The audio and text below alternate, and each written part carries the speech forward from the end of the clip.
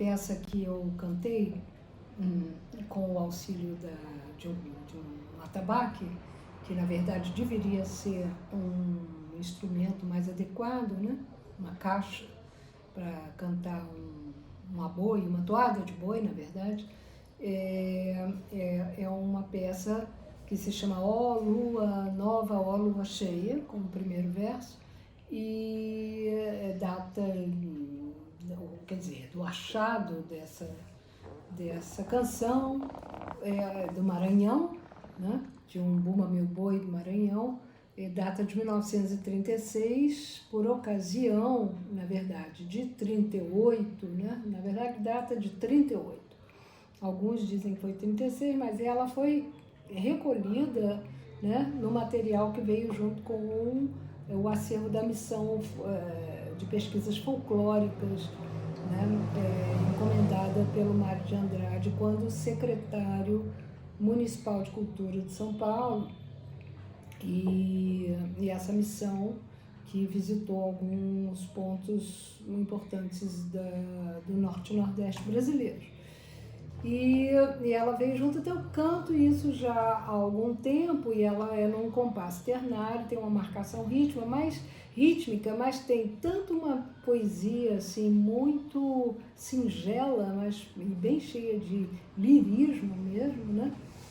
E também, quanto uma melodia muito importante, uma escala descendente, né, que vai de uma região mais aguda para uma região mais grave da voz, eu sou completamente alucinada por esse canto.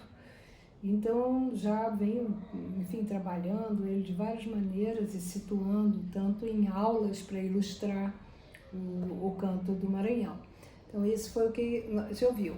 Mas o que eu queria contribuir aqui, pensando que este canto eu encontrei dentro do contexto do acervo da missão das pesquisas,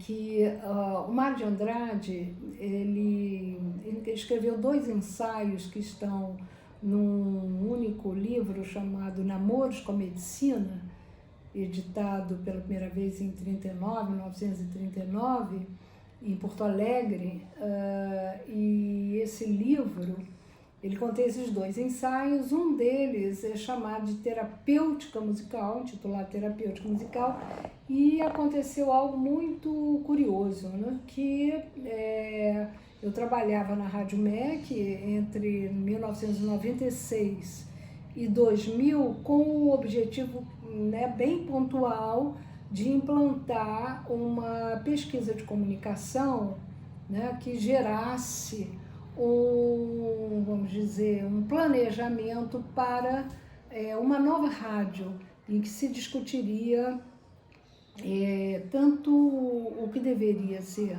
transmitido, que em última instância convergiria para a construção de um público novo, mas capaz de realmente de ajudar a uma definição nova que se impunha como necessária do que é música de concerto, o que é música clássica, o que é música erudita no Brasil. A rádio já antiga, vários profissionais da rádio já também com os seus pontos de vista bastante rígidos com relação a uma programação de uma rádio destinada à música clássica. Então, era necessário, naquele momento, no entender da nova diretoria, que se fizesse essa pesquisa para alguma eventual mudança. E numa reunião de diretoria em que eu fui chamada, olhei para o lado e me deparei com uma belíssima estante que nunca tinha notado, e enquanto não começava a reunião, fui olhar os títulos na estante e encontrei esse, Namoros com Medicina. Né? Amei esse título, era Mário de Andrade, peguei o livro. Né? Nessa época eu já vinha trabalhando com uma modalidade de canto que tangenciava a musicoterapia, a etnomusicologia, né? Então, ainda como jornalista, e assim como o Mário de Andrade, naquele lugar em que a gente não sabe muito bem o que a gente é, porque a gente é um pouco de tudo, então eu comecei a ler o livro e me apaixonei. E eu falei, bom, esse livro eu acho que traz a resposta do que a gente está querendo aqui, pelo menos esse ensaio despretensioso, que foi uma conferência também proferida pelo Mário, numa associação cultural e tal, e nem ele mesmo dava tanta importância para isso, por isso ter chamado de namoros, né? Mas ali eu vou me permitir ler um trechinho, porque primeiro ele fala sobre essa questão da música nordestina, do Bumba Meu Boi. Ele vai lembrar que os aboios nordestinos, né, eles vão exemplificar essa questão do canto melancólico e às vezes, mais das vezes, prodigiosamente agudo, entoado em falsete, cheio de vocalizações, com que ordenam a marcha das boiadas e mantêm os bois em calma. Os cantos de pastoreio são de uso universal, usados desde os povos mais selvagens até as civilizadíssimas vacas suíças. Conta-se mesmo, como anedota histórico, de um touro furioso escapado pelas ruas de Berlim, que um regente de banda conseguiu dominar com a música dos seus homens, né? Então ele já vai dizendo o porquê desses cantos e tal. Mas antes disso, Mário tinha falado da questão do ritmo, né? Que chamava muito a atenção a ele, sobretudo na música brasileira, né? A importância do ritmo, desse ritmo orgânico, e ele vai dizendo que é aí que se reconhece a força biológica excepcional da música em comparação com as demais artes. De onde lhe vem o seu extraordinário poder de atuação sobre o indivíduo e sobre as massas? A meu ver, de duas coisas essenciais: da força contundente do seu ritmo e da indestinação intelectual do seu som. Todas as artes têm ritmo, mesmo as artes da imobilidade, mas o ritmo musical organiza com mais energia a dinâmica do ser. Isso deriva da sua liberdade. Eu destaquei esse trecho para pensar nessa ideia de liberdade como, não é, um paradigma ali contido dentro, né, da perspectiva do modernismo e tal. E aí, nessa história da rádio, eu pensei, bom, para tratar disso, e a gente querendo dizer o que é ser clássico e ser moderno na questão da rádio. Por que fica fora da FM, ficam fora da FM compositores como o Hermeto Pascoal, pelo menos ficavam naquela época, Egberto Gismonti, o próprio Antônio Carlos Jobim, Francis Haim, Moacir Santos, onde a gente, e outros tantos, mesmo Luiz Gonzaga, né? Porque a proposta da MEC AM era mais de programas de auditório, entrevistas, mais jornalística mesmo, né? Mais resenhas culturais e tal. Então, nós ficamos nessa rádio meramente musical e de playlists, né? Como programar uma playlist em que a gente não perdesse, ou não envelhecesse a rádio e perdesse público, né? Na verdade, a gente estava querendo expandir essa definição de música clássica. Isso já em 1996, né? Então, aí passando, eu apliquei uma pesquisa durante um evento, até estava presente o Zé Miguel Wisnik, dando era um encontro realizado pelo Adalto, eu esqueci o sobrenome agora do Adalto, mas enfim, reunindo várias cabeças pensantes, e o Wisnik ilustrava a temática do encontro, que agora não me lembro, foi até no auditório da Biblioteca Nacional, com o seu piano e a música ali presente, ilustrando o que ali estava sendo dito. E voltando para a rádio depois, tabulando a pesquisa e tudo, eu comecei a analisar os horários, como se, vamos dizer, utilizavam, né, em termos de programação, que a gente hoje pode chamar de playlist, aqueles horários da rádio. E aí voltei para o livro, agora recente, quando eu me lembrei dele, e encontrei isto aqui, né, que compartilho com vocês, que eu acho bem interessante.